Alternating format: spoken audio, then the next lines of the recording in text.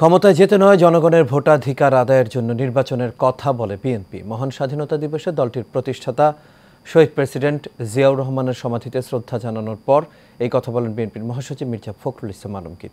নির্বাচনে প্রধান উপদেষ্টার বক্তব্য অস্পষ্ট বলেও জানান তিনি। কাউসার আহমেদের রিপোর্টে বিস্তারিত। স্বাধীনতা দিবস উপলক্ষে সাভারের জাতীয় স্মৃতিসৌধে শ্রদ্ধা জানানোর পর বিএনপির প্রতিষ্ঠাতা ও শহীদ প্রেসিডেন্ট জিয়াউর রহমান বীর উত্তমের সমাধিতে যান দলটির নেতাকর্মীরা। সেখানে ফুল দিয়ে শ্রদ্ধা নিবেদন ও ফাতিহা পাঠ করেন তারা। পরে নির্বাচন প্রসঙ্গে গণমাধ্যমের সঙ্গে কথা বলেন দলটির মহাসচিব মির্জা ফখরুল ইসলাম আলমগীর। তিনি বলেন, নির্বাচনী রোডম্যাপ ঘোষণা না করে অস্পষ্ট এবং ভেগ কথা বলেছেন প্রধান উপদেষ্টা। আমি অত্যন্ত হতাশ হয়েছি যে গতকাল প্রধান উপদেষ্টা যে বক্তব্য রেখেছেন সেই বক্তব্যে তিনি সেই রোড ম্যাপের কথা বলেন না।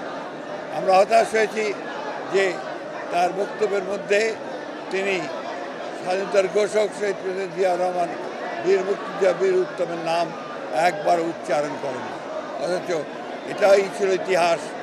আমরা আবারও চাই না আওয়ামী লীগ যে ইতিহাস বিকৃত করেছে এখন আবার সেই ইতিহাস বিকৃত হোক। মির্জা ফখরুল জানান, বিএনপি নির্বাচনের কথা বলে ক্ষমতায় যেতে নয়, জনগণের ভোটাধিকার আদায়ের জন্য। বিএনপি ক্ষমতায় যাওয়ার জন্য নির্বাচনের কথা বলছে না। বিএনপি জাতির স্বার্থে, জাতিকে রক্ষা করার স্বার্থে, স্বাধীনতা সার্বভৌমত্বকে রক্ষা করার স্বার্থেই বিএনপি নির্বাচনের কথা বলছে, নির্বাচিত পার্লামেন্ট এবং সরকারের কথা বলছে। বিএনপি মহাসচিব জোর দিয়ে বলেন, নির্বাচিত সরকারই দেশের চলমান সংকট সমাধান করতে পারবে। দ্রুত নির্বাচন, তা নাহলে যে সংকটগুলো সৃষ্টি হচ্ছে এই সংকটগুলো কাটবে না। কাউসার আহমেদ, এশিয়ান টেলিভিশন, ঢাকা।